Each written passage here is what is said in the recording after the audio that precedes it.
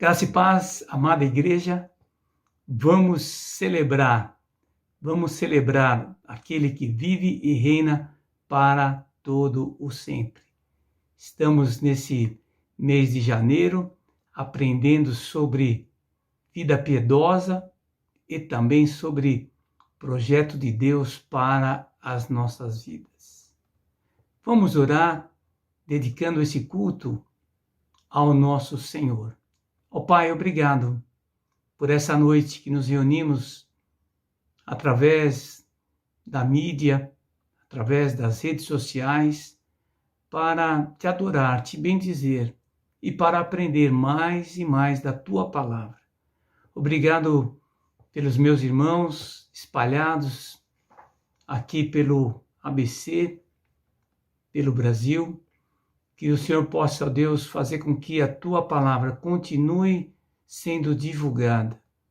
Recebe, ó Pai, esse nosso culto, recebe a nossa adoração, as nossas orações, tudo que formos fazer, que possamos fazer dedicando de coração ao Senhor. Recebe como um sacrifício vivo, santo e agradável diante do Teu trono de graça. E continue a nos despertar, a nos edificar, a nos desafiar. E nós queremos, ó Pai, ter um coração obediente ao Senhor. Continue a falar conosco em nome do Senhor Jesus Cristo. Nós vamos proceder à leitura bíblica no Evangelho de Lucas, capítulo 14, versículos 25 até o versículo 33. Como vamos ouvir sobre projetos de Deus e nós humildemente seguindo os seus planos, as suas estratégias, para que possamos alcançar uma vida plena e uma vida de vitória na presença do Senhor. Eu gostaria de ler esse texto de Lucas que fala sobre a vida com Deus e a vida daquele que precisa tomar decisões sábias, precisa planejar os seus passos para que consiga completar a sua carreira, completar o projeto de Deus para a sua vida. Vamos ler Lucas capítulo 14, a partir do versículo 25. Diz assim as Escrituras Sagradas. Uma grande multidão ia acompanhando Jesus. Este, voltando-se para ela, disse: Se alguém vem a mim e ama o seu pai, sua mãe, sua mulher, seus filhos, seus irmãos e irmãs, e até a sua própria vida mais do que a mim, não pode ser meu discípulo. E aquele que não carrega a sua cruz e não me segue, não pode ser meu discípulo. Qual de vocês, se quiser construir uma torre, primeiro não se assenta e calcula o preço para ver se tem dinheiro suficiente para completá-la? Pois se lançar o alicerce e não é capaz de terminá-la, todos os que a virem rirão dele, dizendo: Este homem começou a construir e não foi capaz de terminar. Ou qual é o rei que, pretendendo sair à guerra contra um outro rei, primeiro não se assenta e pensa se com 10.000 homens é capaz de enfrentar aquele que vem contra ele com 20.000.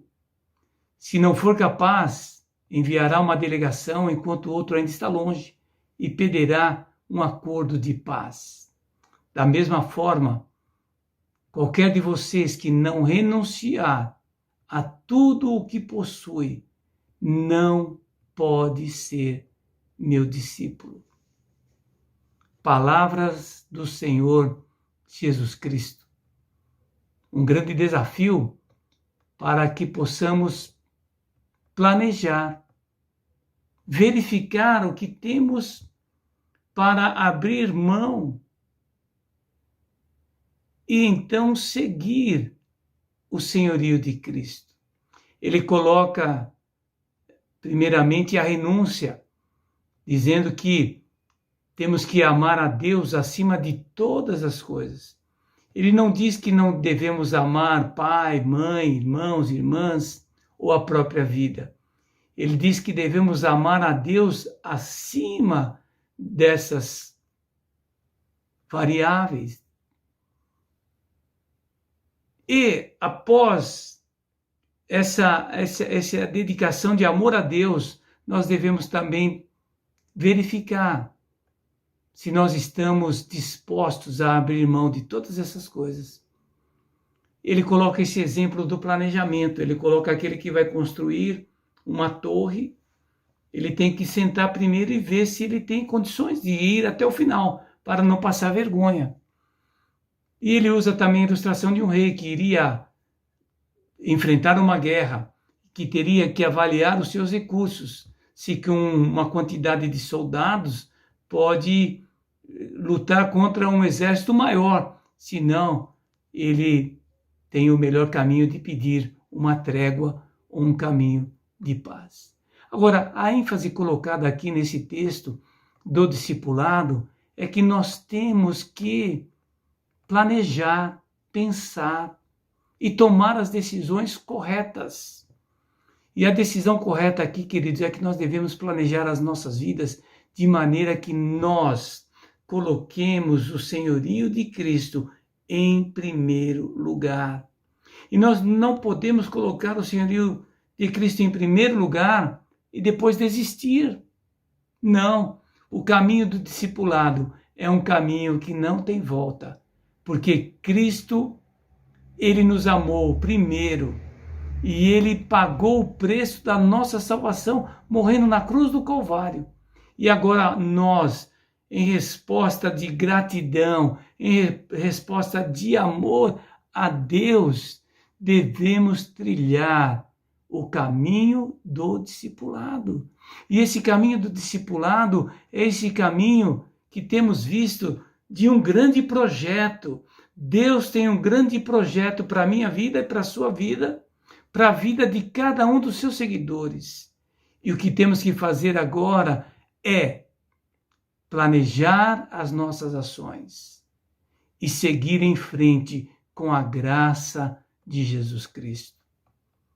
Que Deus nos ajude a seguirmos em frente, amando a Ele sobre todas as coisas e abrindo mão de tudo aquilo que venha porventura nos atrapalhar na conquista desse grande projeto que Deus tem em nossas vidas. Vamos cantar e adorar ao nosso Deus. Enquanto cantamos, pense aí na sua mente e no seu coração. Quanto que Deus é digno de receber o nosso amor, a nossa gratidão e a nossa dedicação. Vamos cantar e adorar a Jesus Cristo, o nosso Senhor. E logo após que nós vamos cantar, nós vamos continuar cultuando e servindo ao nosso Deus. Fique atento para ser edificado pelo desafio da obra missionária e também ser desafiado e edificado pela mensagem do Senhor para as nossas vidas nessa noite.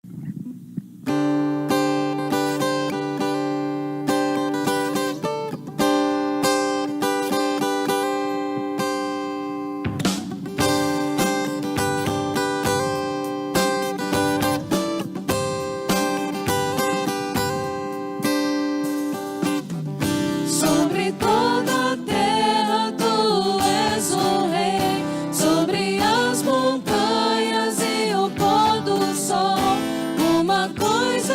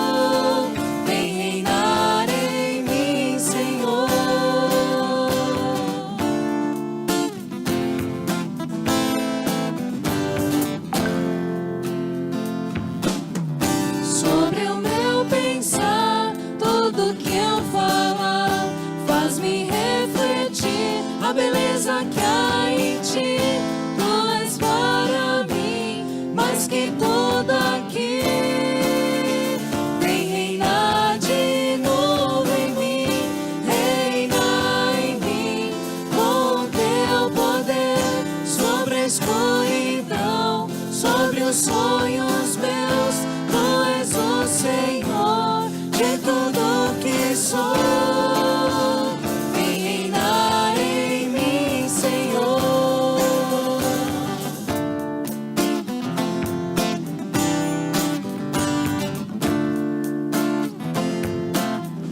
Sobre o meu pensar, tudo que eu falar, faz-me refletir a beleza que há em ti.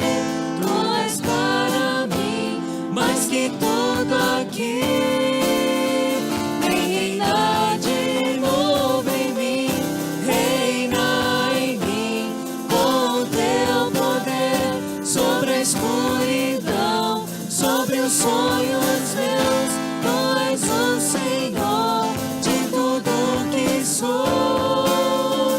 Vem reinar em mim, Senhor, reinar em mim com o teu poder sobre a escuridão, sobre os sonhos meus. Tu és o Senhor de tudo que sou. Vem reinar em mim, Senhor. Vem reinar em mim, Senhor.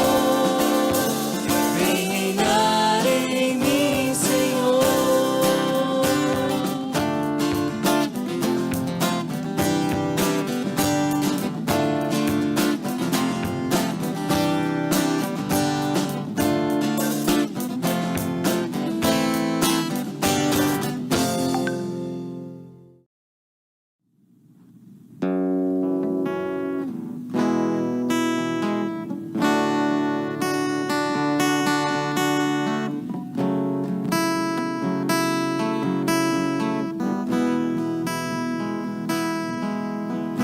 Não há nada que possa derrotar tudo que o Senhor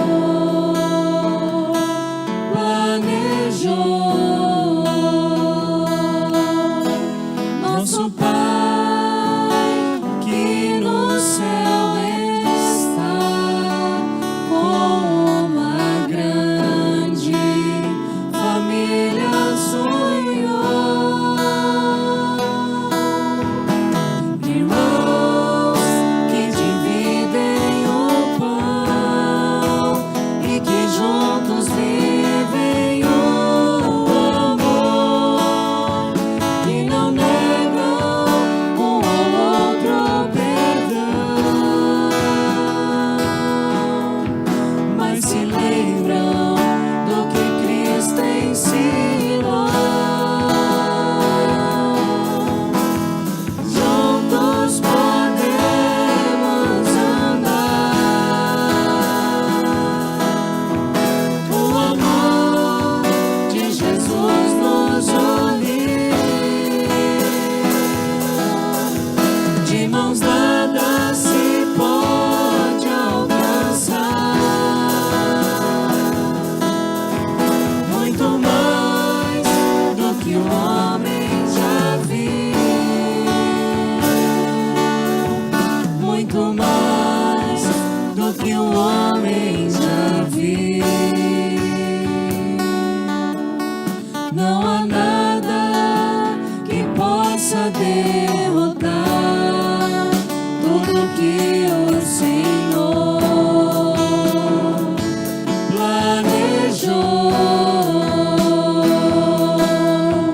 Nosso Pai que no céu está, com uma grande família sonhou.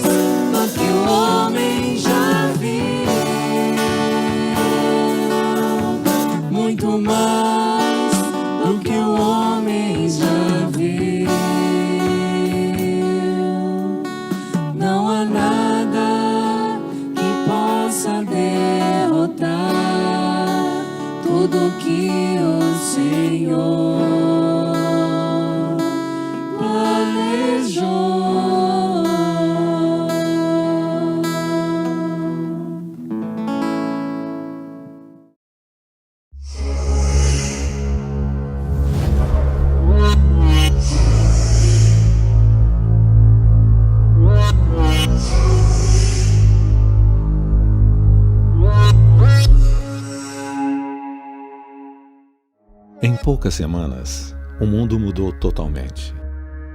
Andar em comunidade passou a ser coisa do passado. Fomos obrigados a permanecer dentro de casa e longe de nossos entes queridos. Nossos escritórios se instalaram em nossas casas e nossas igrejas mudaram para as plataformas online. O coronavírus se espalhou por todo o mundo e agora precisamos aprender a adorar em isolamento e fixar nossos olhos em Cristo.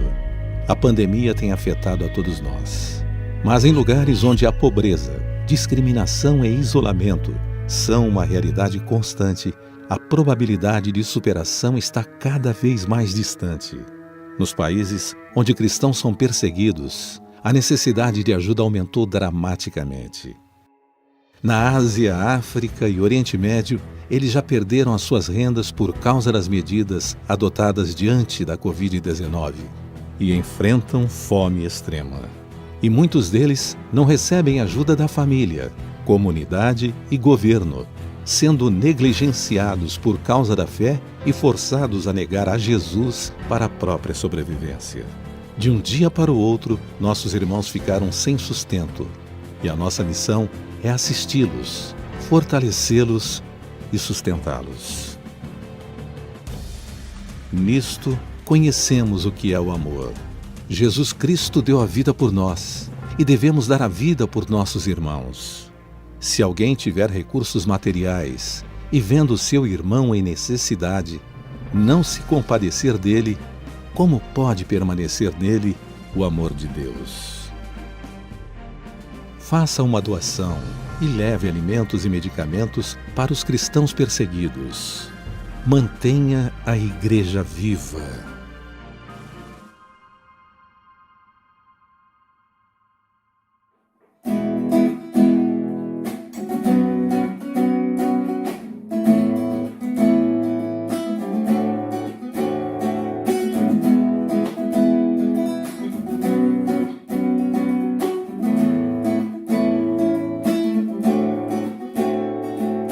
Glória, majestade, força, honra e poder sejam dados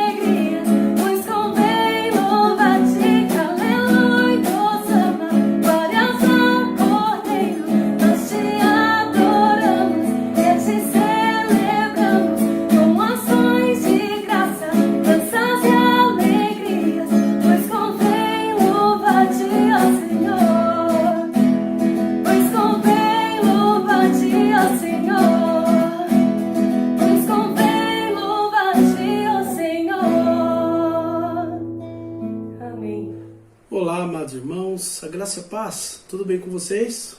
Eu espero encontrá-los bem. Eu gostaria de agradecer a presença dos irmãos que todos os domingos, nesse mês de janeiro, têm estado conosco, nos acompanhando pelo YouTube. Brevemente nós estaremos juntos retornando aos cultos presenciais e que em nome de Jesus o Espírito Santo possa falar ao seu coração nesta noite. Eu gostaria de meditar com os irmãos nesta noite uma passagem que se encontra no livro de Lucas, capítulo 15, dos versos 11 ao 32. É uma parábola de Jesus, uma parábola maravilhosa, é considerada aí uma das parábolas mais bonitas proferidas por Jesus. É uma parábola extremamente rica de informações, de verdades, o qual não conseguiremos abordar todas elas de forma ampla, mas alguns pontos especiais que tenho certeza que falará ao seu coração. O tema dessa mensagem é a parábola do Pai amoroso. É uma parábola que conta acerca de um pai, de 2 filhos e do grande amor do pai pelos 2 filhos. E eu gostaria de convidar você então a abrir a sua Bíblia em Lucas capítulo 15, dos versos 11 ao 32. Porém, meus irmãos, para que nós possamos compreender um pouquinho mais essa parábola, essa história, né, que Jesus conta, nós precisamos entender que Jesus ele estava a caminho de Jerusalém durante o seu percurso, né? Sentido Jerusalém, ele atravessava algumas cidades ensinando as pessoas. Porém, em um certo momento, ele entra na casa de um dos principais fariseus para comer pão. Está lá no capítulo 14, no verso 1. Lá dentro daquela casa, ele dá alguns ensinamentos e depois continua a sua trajetória. Só que no capítulo 15, versos 1 e 2, alguns publicanos e pecadores vinham ter com Jesus para poder ouvir, para poder aprender com Jesus. Então, estes mesmos fariseus e escribas começaram a criticar Jesus por conta de que Jesus passa a se alimentar, a comer com esses pecadores, esses publicanos. Momentos antes, né, Jesus estava na casa de alguns fariseus. Então, Jesus é criticado por comer também agora com publicanos e pecadores. Após esses fatos todos acontecerem, Jesus, conhecendo então o coração dos fariseus e o coração dos escribas que lá estavam, e sabendo também que eles julgavam-se a si mesmo como os homens mais justos, né? Os únicos que eram dignos de graça, dignos de amor, herdeiros, né, dos oráculos de Deus, né, conhecedores do Deus Altíssimo, eles se julgavam então mais importantes e não julgavam dignos, não é, aqueles pecadores, aqueles publicanos, de sentar-se à mesa com alguém que dizia-se ser o Messias, de ser um profeta talvez enviado por Elohim. Os judeus não entendiam como que este homem que estava conosco, falando acerca de Deus, comendo pão conosco em nossa casa, os fariseus, agora esse mesmo homem que diz ser o Filho de Deus, o Messias prometido, e talvez um profeta que fazia muitos milagres enviados por Elohim, agora come pão com esses pecadores, com esses publicanos. E então, por conta dessa circunstância, Jesus ele lhes propõe uma série de 3 parábolas acerca do resgate daquelas pessoas que são consideradas de real valor por Deus. As 3 parábolas conhecidas são a parábola da ovelha perdida, a parábola da dracma perdida e a parábola do filho pródigo. Então é nesta ótica de achados e perdidos que nós iremos trabalhar este texto, amém? Então vamos ver o que diz a palavra do Senhor, Lucas 15, dos versos 11 em diante. Diz assim a palavra do Senhor. Continuou certo homem, tinha 2 filhos. O mais moço deles disse ao pai: Pai, dá-me a parte dos bens que me cabe. E ele lhes repartiu os haveres. Passados não muitos dias, o filho mais moço, ajuntando tudo que era seu, partiu para uma terra distante e lá dissipou todos os seus bens, vivendo dissolutamente. Depois de ter consumido tudo, sobreveio àquele país uma grande fome e ele começou a passar necessidade. E então ele foi e se agregou a um dos cidadãos daquela terra, e este o mandou para os seus campos a guardar porcos. Ali desejava ele fartar-se das alfarrobas que os porcos comiam, mas ninguém lhe dava nada. Então, caindo em si, disse: Quantos trabalhadores de meu pai têm pão com fartura, e eu aqui morro de fome? Levantar-me-ei, irei ter com meu pai e lhe direi: Pai, pequei contra o céu e diante de ti. Já não sou digno de ser chamado teu filho. Trata-me como um dos teus trabalhadores. E levantando-se, foi para seu pai. Vinha ele ainda longe quando seu pai o avistou e, compadecido dele, correndo, o abraçou e o beijou. E o filho lhe disse: Pai, pequei contra o céu e diante de ti, já não sou digno de ser chamado seu filho. O pai, porém, disse aos seus servos: Trazei depressa a melhor roupa, vestiu, pondo-lhe um anel no dedo e sandálias nos pés. Trazei também e matai o novilho cevado, comamos e regozijemo-nos. Porque este meu filho estava morto e reviveu, estava perdido e foi achado. E começaram a regozijar-se. Ora, o filho mais velho estivera no campo, e quando voltava a aproximar-se da casa, ouvia a música e as danças. Chamou um dos criados e perguntou-lhe o que era aquilo. E ele lhe informou: Veio teu irmão, e teu pai mandou matar o novilho cevado, porque o recuperou com saúde. E ele se indignou e não queria entrar. Saindo, porém, o pai procurava conciliá-lo. Mas ele respondeu a seu pai: Há tantos anos que te sirvo, sem jamais transgredir uma ordem tua, e nunca me deste um cabrito sequer para alegrar-me com os meus amigos. Vindo, porém, este teu filho, que desperdiçou os teus bens com meretrizes, tu mandaste matar para ele novilho cevado. Então lhe respondeu o pai: Meu filho, tu sempre estás comigo.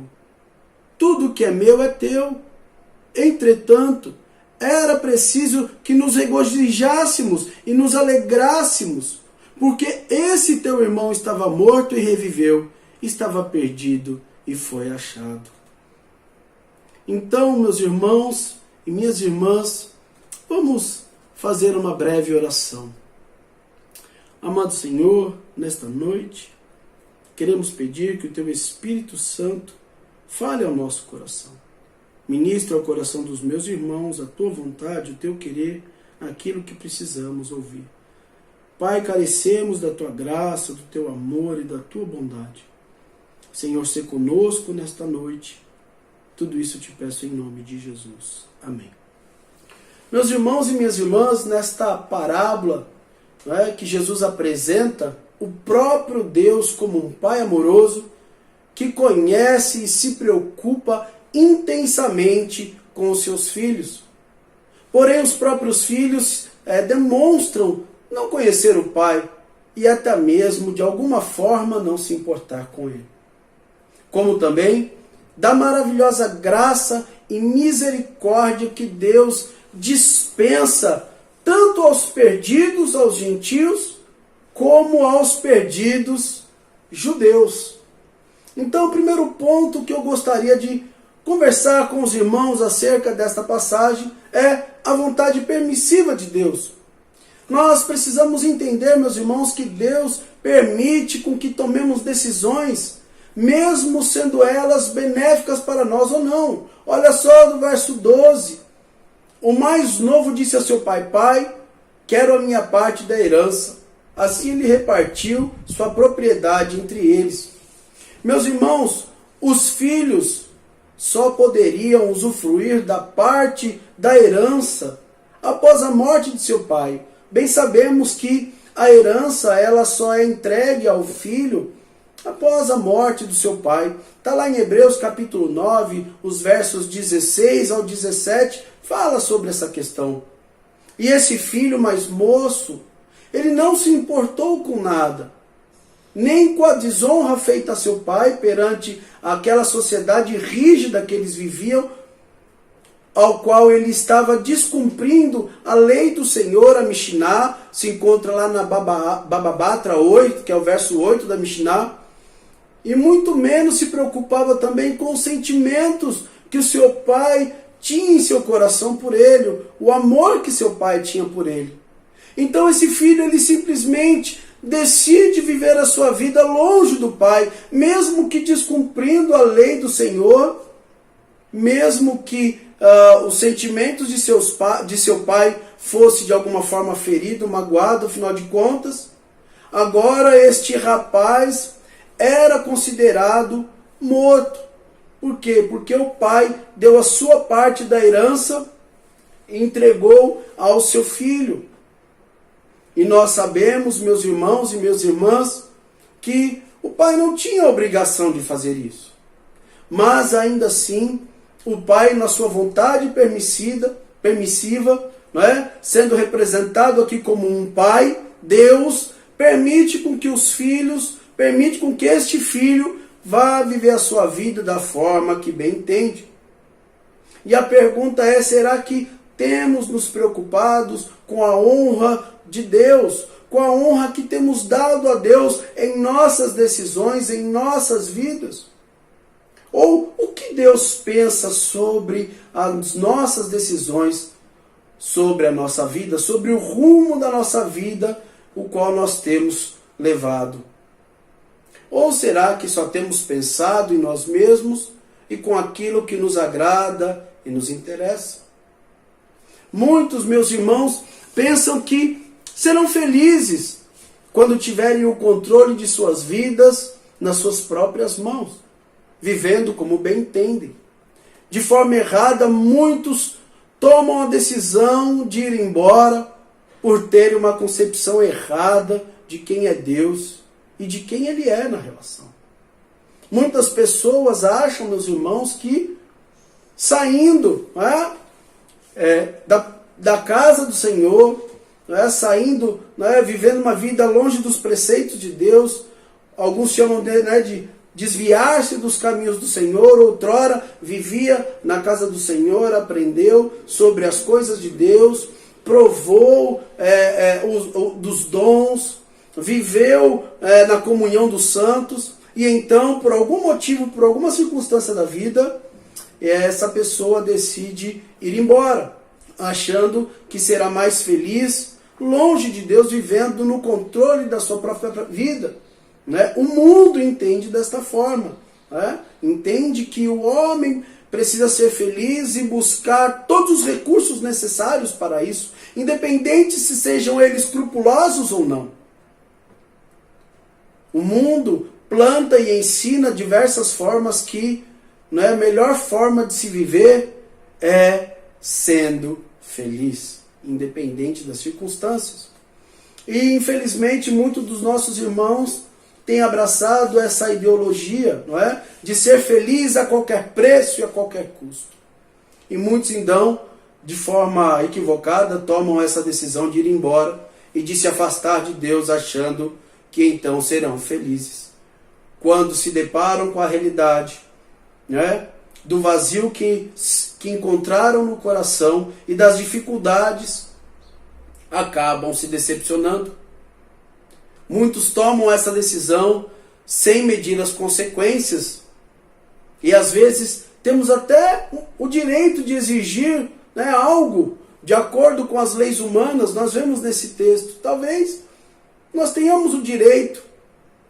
Porém, meus irmãos, a pergunta também é: será que isto trará alegria ao coração de Deus? Será que essa decisão que eu e você temos tomado, glorifica a Deus e trará a paz que você busca? Ou talvez ressarcirá de alguma forma, ou até mesmo de forma plena, o vazio do seu coração, ou o vazio que ficou?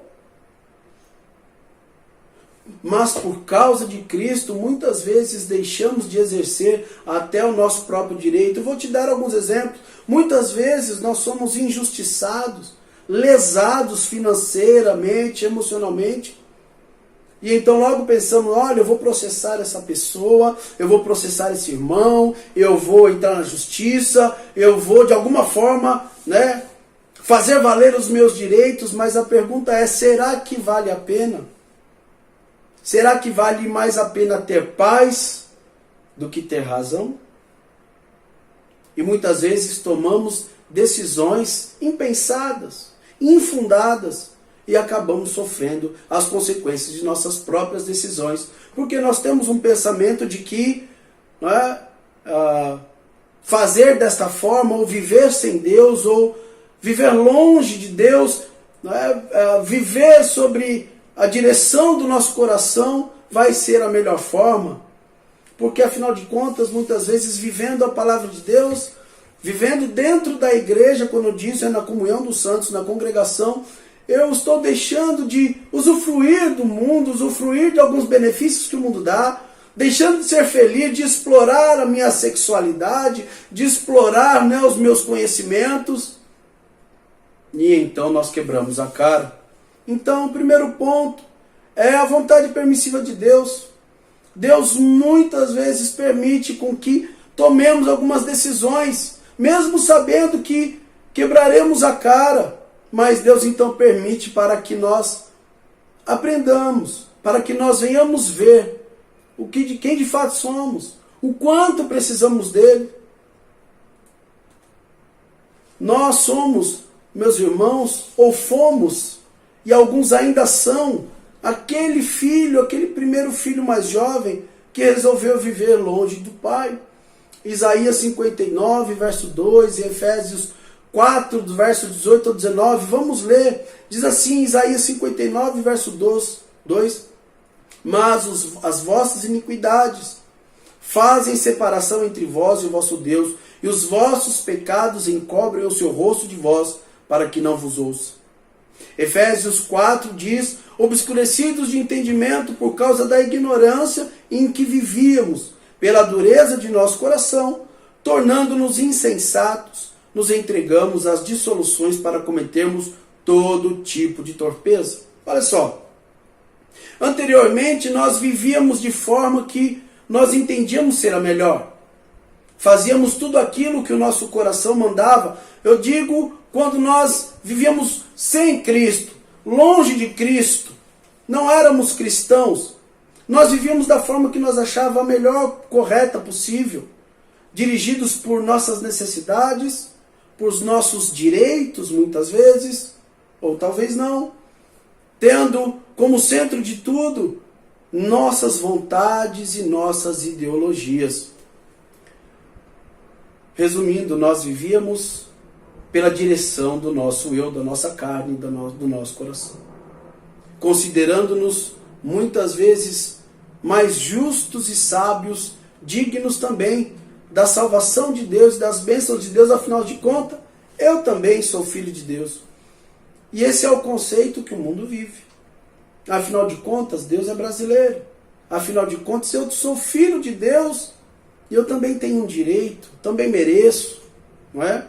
E nós vivíamos longe de Deus por conta do pecado lá em Adão. Paulo fala sobre isso, do capítulo 4 ao capítulo 9. Nós estávamos mortos em delitos e pecados. Então, não podíamos, não havia uma forma de agradar a Deus. Estávamos mortos. Por isso eu costumo dizer, morto não fala, não anda, não expressa vontade. Estávamos mortos, alheios à vida de Deus. As nossas iniquidades, como diz Isaías, fazia separação entre nós e Deus, né? Os nossos pecados encobriam o rosto, né? Para não ouvir a Deus, para não ver Deus. Em Efésios 4, o nosso entendimento estava obscurecido, vivíamos na ignorância, na dureza de nosso coração, e então nos entregávamos a todas as paixões e cometíamos todo tipo de torpeza. E é assim que este primeiro filho foi viver. Ele foi viver longe de Deus, vivendo segundo o seu coração, e muitos ainda de nós ainda vivem assim, achando, buscando a justiça própria, longe de Deus, achando que no final de tudo Deus vai dar um jeitinho. E este homem, então, nós vemos dos versos 13 ao 14 que ele passou necessidades. Deus, então, o Pai, na pessoa de Deus, entrega a parte dele, e este homem sai então para viver segundo o seu coração. E o verso 13 e 14 diz que ele passou necessidade. Olha só o que diz os versos 13 e 14. Passados não muitos dias, o filho mais moço, ajuntando tudo o que era seu, partiu para uma terra distante e lá dissipou todos os seus bens, vivendo dissolutamente. Verso 14. Depois de ter consumido tudo, sobreveio àquele país uma grande fome e ele começou a passar necessidade. Então esse homem passou necessidade por dois fatores. O primeiro, má administração. A Bíblia diz que ele gastou tudo dissolutamente e com lascívia, um gasto desenfreado com orgias, com bebedices, com impudícias, com imundícies, com contendas, ciúmes. Esse é o significado de forma dissoluta. Então a primeira parte da culpa é inteiramente dele. Nós sabemos que o capital bem gasto é aquele que deve render, é aquele que trabalha para nós. Não é? Ele simplesmente gastou de forma desenfreada e sem uma boa administração, não é? e então o dinheiro acabou. Um segundo fator foi a fome, que houve na terra. O segundo fator, meus irmãos, não foi culpa dele. Foi um fator externo, não estava no controle dele, não é? Mas o texto diz que isso aumentou as dificuldades. A alimentação, talvez, naquela época estava em falta por conta da fome. Os preços se elevaram, a inflação foi lá em cima. Ele, sem condições ali de se alimentar, ele se empregou em uma função que era completamente abominada pelos judeus. Ele passou a ser cuidador de porcos. E era uma função considerada imunda, porque os porcos eram imundos, segundo a cultura judaica. E o jovem então começou a passar necessidades, o qual lhe faltou até o básico para sobreviver. E então ele desejou, diz o texto, alimentar das mesmas alfarrobas, que são vagens alfarrobeiras,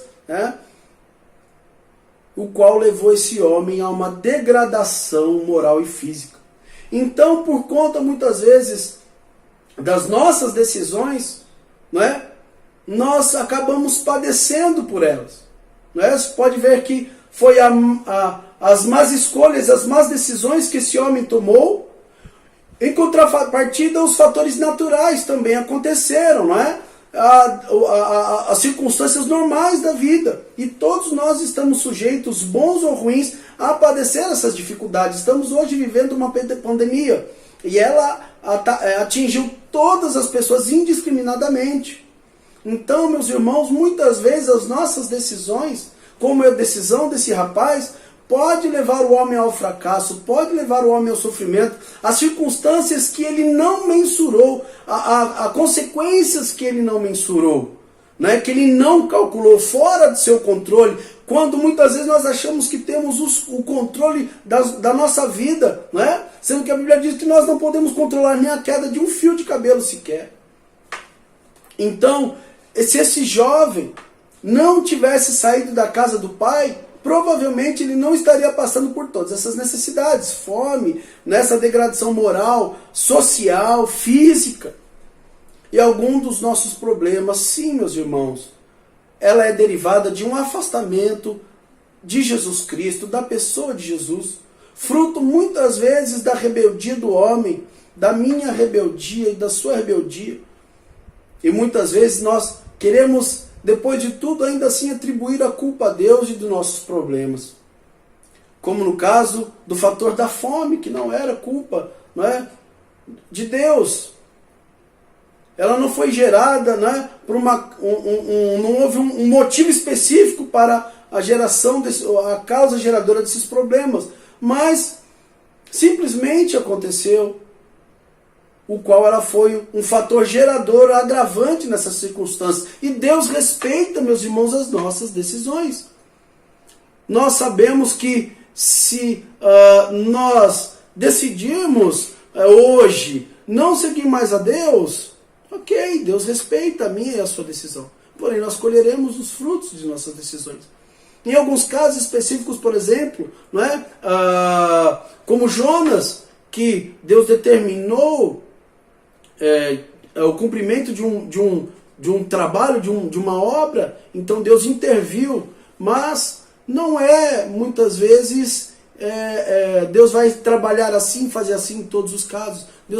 A Bíblia nos mostra, nos revela que há uma vontade permissiva, que Deus permite com que as pessoas vá e vivam a sua vida, mas também que elas colham os frutos de suas decisões. Por isso nós vemos muita injustiça no mundo.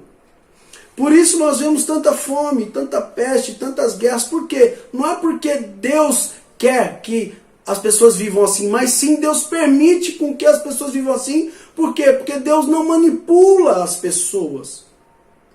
Né? Deus não faz das pessoas um boneco de ventríloco. Mas Deus permite com que as pessoas vivam, né? E usufruam dos benefícios das suas decisões, mas também muitas vezes dos malefícios de suas decisões. Né? Deus, ele executa a sua vontade de forma permissiva. E então Deus respeita as nossas decisões, sabendo que elas são benéficas para nós ou não. Porém, arcaremos com as consequências. Então, o primeiro ponto, meu irmão, minha irmã, é que Deus, ele executa a sua vontade permissiva, ele permite com que o homem viva os frutos de suas decisões. O segundo ponto que eu gostaria de trabalhar com você, meu irmão e minha irmã, é o favor imerecido de Deus. Porque Deus se alegra ao receber de volta um filho que estava em total desilusão. Muitas vezes Deus dá, né, aquilo que nós não merecemos, como a morte de Cristo na cruz. Nós não merecíamos e não merecemos, mas Deus, pelo seu amor, pela sua graça, ele dispensa esse amor, essa graça a todo aquele que crê em Cristo. Então, nos versos 20 ao 24, Deus ele revela aqui, Jesus nesta parábola revela o favor imerecido de Deus. Olha só, no verso 20 o que diz: e levantando-se então, o jovem foi para seu pai. E vinha ele ainda longe, quando seu pai o avistou, e compadecido dele, correndo o abraçou e o beijou. Verso 21. E o filho lhe disse: pai, pequei contra o céu e diante de ti, já não sou digno de ser chamado teu filho. Porém o pai disse aos seus servos: trazei depressa a melhor roupa, vestiu, pondo-lhe um anel no dedo e sandálias nos pés. E trazei também e matai o novilho cevado, comamos e regozijemo-nos, porque este meu filho estava morto e reviveu, estava perdido e foi achado. E começaram a regozijar-se.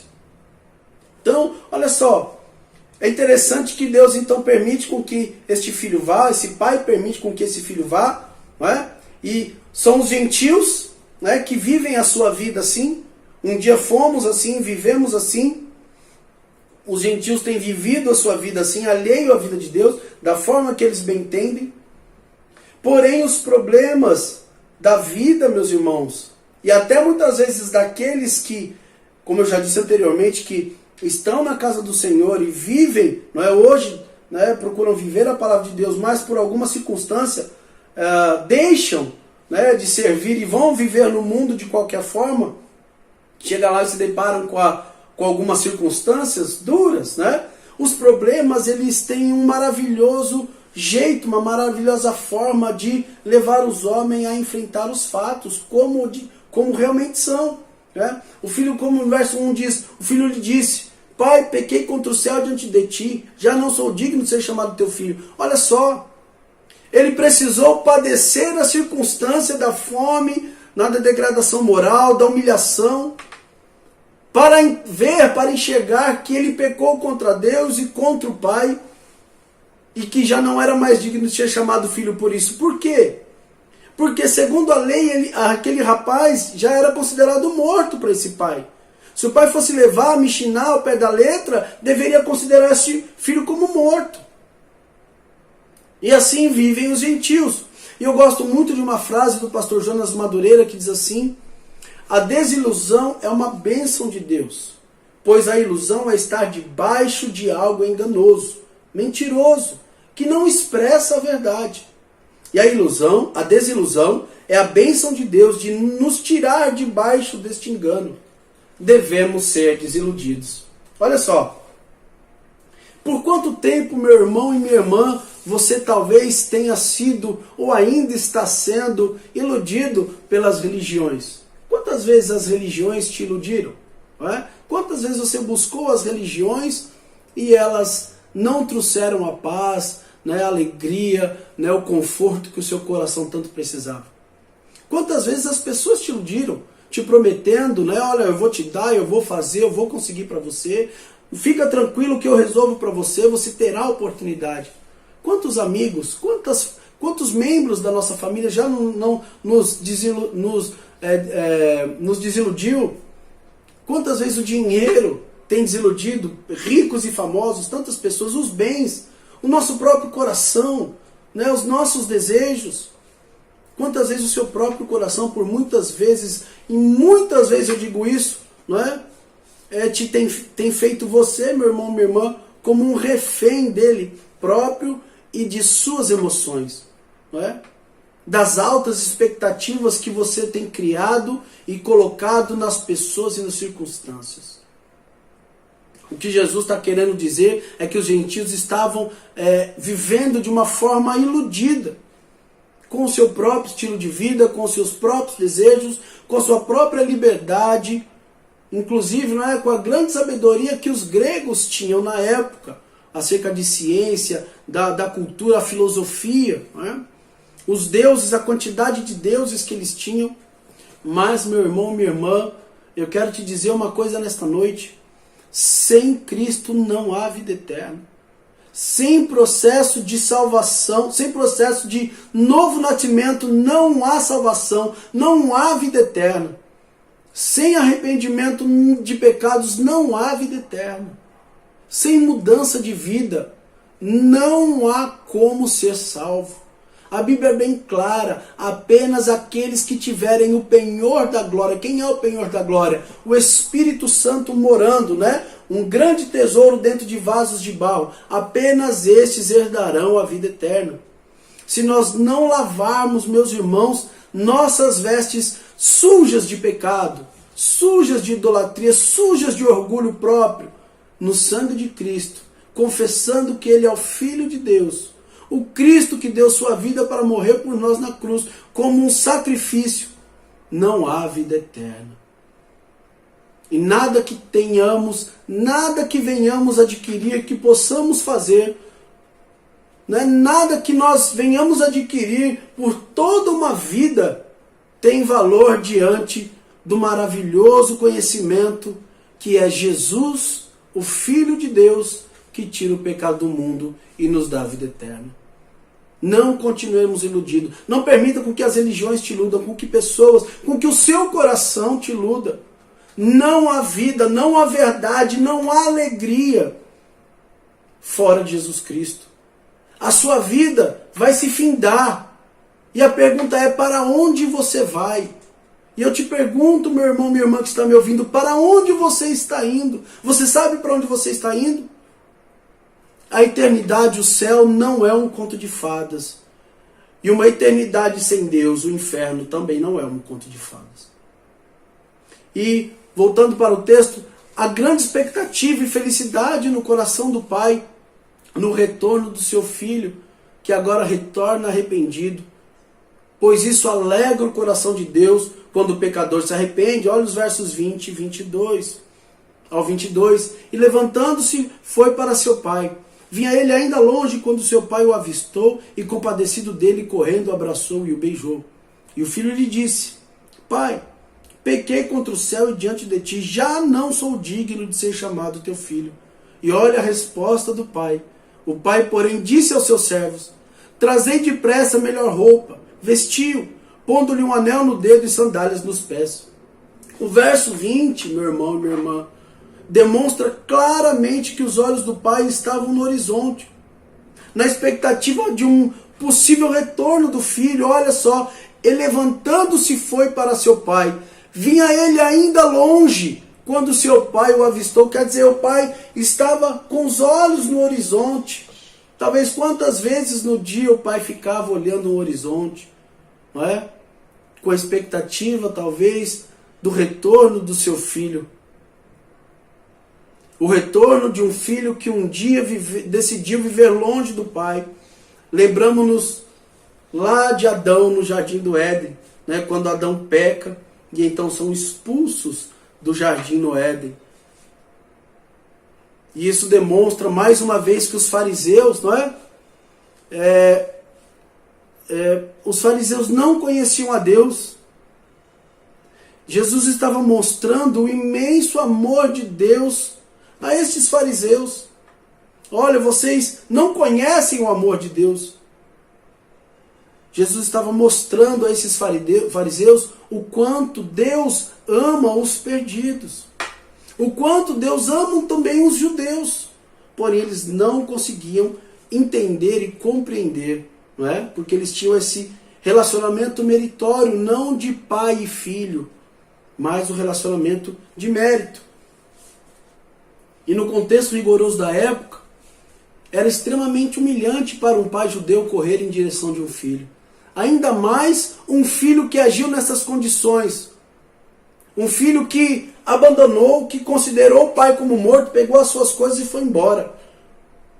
E no rigor das leis e do costume da época, um oriental jamais correria, um judeu jamais correria, né, em direção ao filho. Um filho que, segundo as leis, o considerou como morto, o tratou como morto, desonrou seu pai. A postura do pai deveria ser reta, não é? Com um olhar superior de desprezo. Por isso o filho também agiu assim. E ainda mais um filho que o negou, né? Que simplesmente o considerou como morto. E Jesus, com essa parábola, ele choca os fariseus ao falar de Deus como um pai que corre ao filho, em direção do filho, que corre desta forma. No verso 22, o pai dá uma ordem aos seus servos para lhe trazer, né, as melhores roupas, sandália nos pés, e colocou no seu dedo o anel. No contexto, meus irmãos, a melhor roupa significava um sinal de posição. Ele inseriu novamente esse filho que estava numa situação degradante, né? Humanamente falando. Ele reinseriu o filho, né, à sociedade, trazendo essa roupa, né, significando um sinal de posição, um anel no dedo, também significando a autoridade do pai, né, atribuindo ao filho, a este filho, também a autoridade do pai, e as sandálias, né, que significavam a marca de homem livre. Provavelmente esse filho que estava descalço, talvez por conta da circunstância tão difícil, ele tenha se vendido como um escravo, né, porque apenas os escravos andavam descalços, né. Então aí também há uma suposta escravidão, onde a pessoa se vende por comida. E este pai novamente introduz esse filho que estava perdido, estava morto segundo as leis, ele introduz esse filho ao seio da família.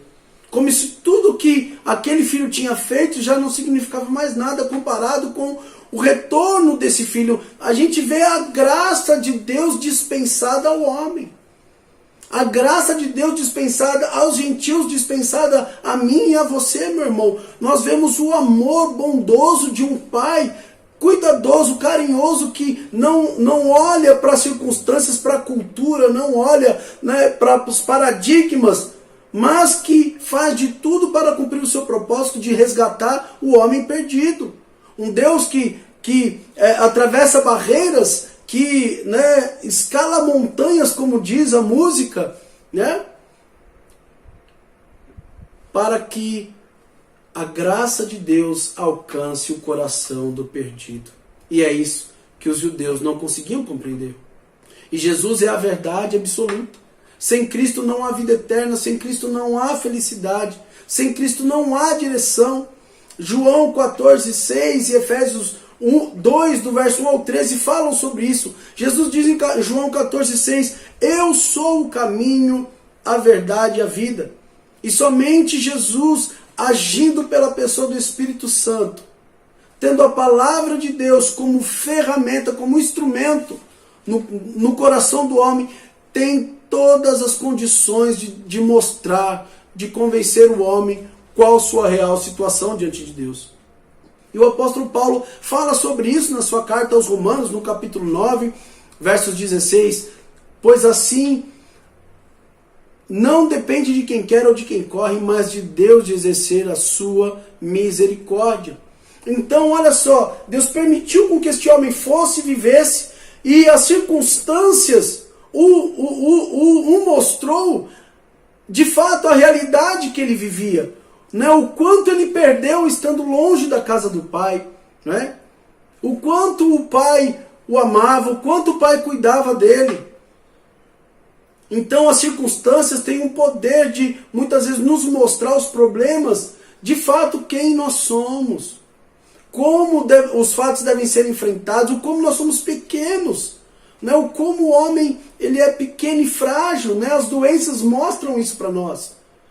Como o ser humano é frágil, como precisamos de Deus.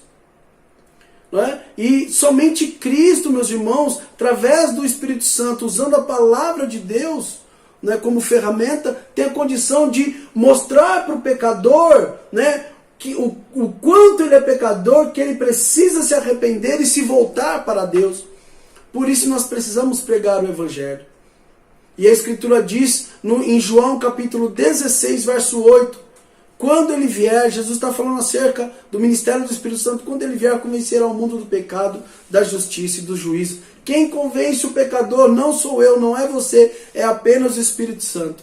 Quem convence o homem a receber a Cristo como Senhor e Salvador, a confessar no culto quando a mensagem é pregada. Quando você prega uma mensagem, é somente o Espírito Santo. Não é pelo meu conhecimento, não é pelo conhecimento dos pastores, dos irmãos.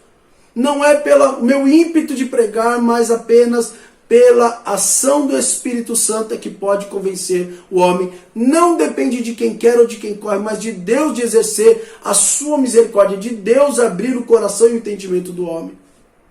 E no verso 24, Jesus diz que este filho estava morto e foi achado. Olha só, nós em Cristo estávamos mortos em nossos delitos e pecados. Efésios 2:1. Mas através do seu sacrifício na cruz, Jesus nos colocou em posição de filhos. Ele estava morto e foi achado. Nós estávamos mortos e fomos achados pelo amor de Jesus. E o último ponto, meu irmão, minha irmã, é os filhos perdidos. Existem filhos perdidos dentro da casa do pai, dos versos 25 ao 32, olha só. Ora, o filho mais velho estivera no campo, e quando voltava, ao aproximar-se da casa, ouviu a música e as danças. Chamou um dos criados e perguntou-lhe que era aquilo. E ele informou: veio teu irmão e teu pai mandou matar o novilho cevado, porque o recuperou com saúde. E ele se indignou e não queria entrar. Saindo, porém, o pai procurava conciliá-lo. Mas ele respondeu a seu pai: há tantos anos que te sirvo sem jamais transgredir uma ordem tua, e nunca me deste um cabrito sequer para alegrar-me com os meus amigos. Vindo, porém, esse teu filho que desperdiçou os teus bens com meretrizes, tu mandaste matar para ele um novilho cevado? Então lhe respondeu o pai: meu filho, tu sempre estás comigo. Tudo que é meu é teu. Entretanto, era preciso que nos regozijássemos e nos alegrássemos, porque esse teu irmão estava morto e reviveu, estava perdido e foi achado. Meu irmão, minha irmã, aqui nesse texto, Jesus mostra aos fariseus a semelhança entre eles e o filho mais velho. Jesus põe no mesmo patamar de igualdade os judeus e os gentios. Jesus está mostrando, olha, eu tenho 2 filhos, e os 2 estão perdidos. Um saiu de casa e o outro estava perdido dentro de casa. Um saiu, né, não conhecia o pai e saiu.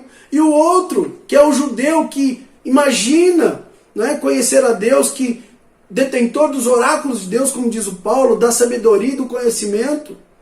O povo foi chamado por Deus, não conhecia Deus. Era o filho mais velho. Verso 28 diz, ele se indignou e não queria entrar, saindo, porém, o pai procurava conciliá-lo. Olha só, Jesus mostrando a semelhança entre os 2. Jesus mostrou aos fariseus, neste momento, meu irmão, minha irmã, desta parábola que ele proferiu, essas semelhanças entre o filho mais velho e o mais novo. Onde o filho se ira e se nega a participar da festa com o pai, quando talvez ele pensasse, este recebe pecadores e come com eles. Não era isso que os fariseus falavam de Jesus? Olha, como esse homem recebe pecador e come com ele. É a mesma coisa que talvez esse filho pensava do pai. Como, pai, o senhor fez, né, matou um novilho para esse pecador que gastou tudo com meretrizes? Jesus, ele conhecia o coração dos fariseus que estavam ali com ele. Jesus sabia o que eles pensavam e era exatamente isso que eles falavam de Jesus por trás muitas vezes. Jesus conhece os segredos do coração dos homens, meus irmãos. Ele conhece o meu coração, o teu coração, o coração de você que está aí me ouvindo. Ele sabe o que se passa nesse coração. E por mais que possamos demonstrar às outras pessoas que somos pessoas espirituais, santas, conhecedores de Deus, Deus sabe quem realmente somos no íntimo do nosso coração. Por isso existem filhos perdidos, às vezes dentro da casa do pai. Pessoas que estão convencidas, não é? Que servem a Deus, pessoas convencidas que cumprindo de forma rigorosa as leis, mas o seu coração não está em Deus. Ela cumpre muitas vezes mais os ordenamentos, mais as leis, mas a lei é maior do que Deus em seu coração, ocupa um espaço maior no seu coração. Então, Jesus coloca os judeus e os gentios no mesmo pé de igualdade. Olha, os judeus, os gentios não conhecem a Deus, estão perdidos, mas vocês que conhecem a Deus, dizem conhecer a Deus, estão perdidos, semelhante aos gentios. E o relacionamento dos fariseus com Deus era um relacionamento no base do mérito. Olha só o que o filho mais velho diz no verso 29 ao 30. Mas ele respondeu a seu pai, há tantos anos que te sirvo, sem jamais transgredir uma ordem tua, e nunca me deste um cabrito sequer para alegrar-me com os meus amigos. Não é? Jesus, ele estava mostrando aos fariseus que estavam ouvindo que eles não conheciam a Deus. E quantos estão convencidos, como eu já disse anteriormente, né? Viver de um cristianismo completamente avesso que a palavra diz para viver. Jesus, ele ensinou nas Escrituras Sagradas, né, sobre o amor, sobre misericórdia, sobre o perdão, né, sobre assim, os preceitos da lei, mas muitos ainda preferem viver sob experiências místicas. Muitos cristãos, por mais que a palavra ensine, né, o padrão, o correto, muitos ainda preferem ficar com uma experiência mística que ele teve.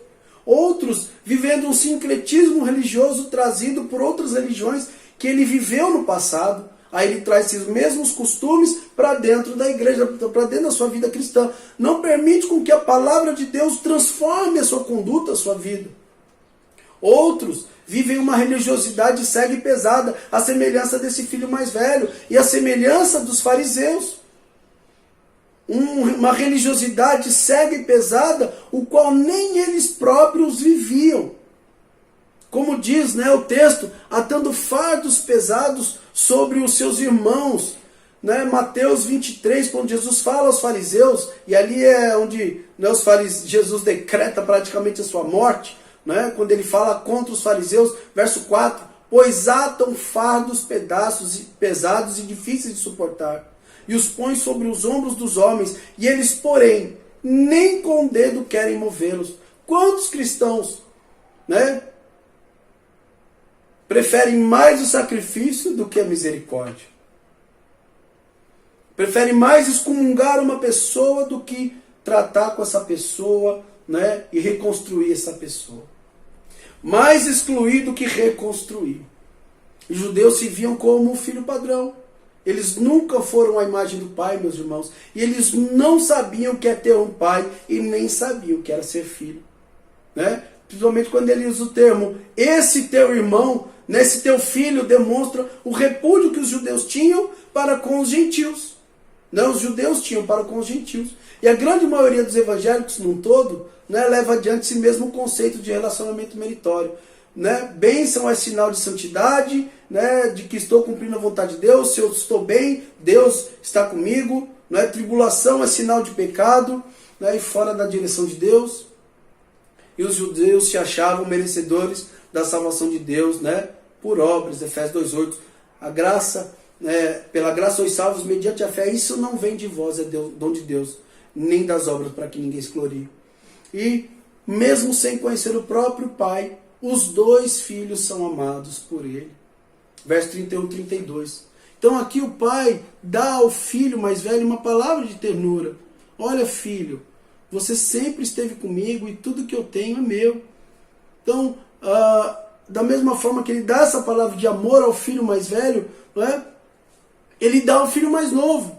Mesmo que o filho mais velho tivesse com o pai desde o início, os dois são igualmente amados por Deus. E traz o ensinamento para esse filho mais velho de que o filho mais novo é tão importante quanto o filho mais velho. Os perdidos, os gentios, né, os perdidos, as ovelhas de outro aprisco, que Jesus diz, olha, ainda tem outras ovelhas que não são deste aprisco, são aqueles que ainda hão de ser salvos, são tão importantes, né, tão igualmente importantes os salvos nos dias de hoje, aqueles que são salvos. E Jesus mostra, mais uma vez, esses fariseus, né, colocando-os no mesmo pé de igualdade, porque todos pecaram, todos estavam destituídos da glória de Deus, por isso Jesus teve que morrer na cruz. Né? E que esses judeus deveriam se alegrar por conta do filho mais novo, o filho gentil, né? O filho incrédulo, vamos dizer assim, os gentios, né? Que estavam perdidos e foram encontrados e restituídos à família. É isso que Jesus está mostrando. Olha, o pai ama os filhos mais velhos, porém os filhos mais velhos não conhecem o pai, e Deus ama também os gentios que hão de conhecer o pai. Né? Farei de um povo que não é povo, amada que não é amada. E para nós concluirmos, existem muitos filhos e filhas, né, em uma dessas duas situações, meus irmãos. Mas Deus, em um ato incondicional de amor, envia o seu Filho Jesus, um filho legítimo, né, como sacrifício para resgatar os filhos perdidos. Né, porque Deus deseja resgatar todos os qual Ele chamou para a salvação, todos os qual Ele ama, ambos os filhos. João 3,16, eu quero encerrar, porque Deus amou o mundo de tal maneira que deu seu único filho para todo aquele que nele crê não pereça, mas tenha vida eterna. Jesus te ama e Ele quer fazer morada no seu coração e Ele quer que você o conheça. E se você se encontra em uma dessas duas circunstâncias, meus irmãos, saiba que basta você se arrepender, basta você dobrar os seus joelhos e orar a Deus, e certamente Deus se manifestará a você e Deus mostrará para você o quanto Ele te ama. Que Deus te abençoe em nome de Jesus e que esta palavra tenha falado ao seu coração. Uma excelente semana e Deus te abençoe em nome de Jesus. Obrigado, Pastor Diego, por essa mensagem e que tenhamos a ousadia de seguirmos o projeto de Deus para as nossas vidas. Temos que ser dedicados, temos que ser sábios para tomar boas decisões, temos que continuar prosseguindo o caminho de Deus para as nossas vidas. E que Deus cumpra em nós os seus propósitos. E para tanto, que sejamos submissos à vontade soberana dele. Olha, você deve estar atento aí ao nosso grupo de WhatsApp. Você receberá orientações para o culto da próxima semana, quando estaremos adentrando no mês de fevereiro de 2021. Vamos orar e receber a bênção do Senhor para as nossas vidas. Ó Pai, muito obrigado por essa mensagem que nós ouvimos e por esse culto que nós prestamos a Ti. Obrigado porque até aqui o Senhor tem nos ajudado.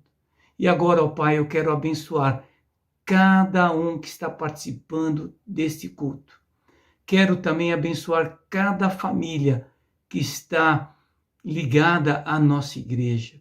Que o Senhor possa derramar da Tua graça, das Tuas bênçãos, do Teu poder. Abençoe aqueles que estão lutando com enfermidades. Dê a cura, ó Pai. Abençoe aqueles que estão necessitando de uma porta de emprego. Abre, Senhor, as portas para a honra e glória do Teu santo nome. Supre também, ó Deus, as nossas necessidades. Nós oramos, porque sabemos que o Senhor é um Pai de amor e que não deixa os seus filhos passar por necessidades. Nós oramos e abençoamos a cada um, no nome de Jesus Cristo. Amém. Que Deus continue assim, nos dando a bênção do Pai Todo-Poderoso. Que Ele continue também derramando da graça e da paz do Senhor Jesus em nossos corações. E que a presença marcante do Espírito Santo de Deus esteja em cada dia com cada um de nós, hoje e sempre, e que assim seja em nossas vidas. Amém, aleluia, amém. Tenham todos uma boa semana na presença desse Deus maravilhoso.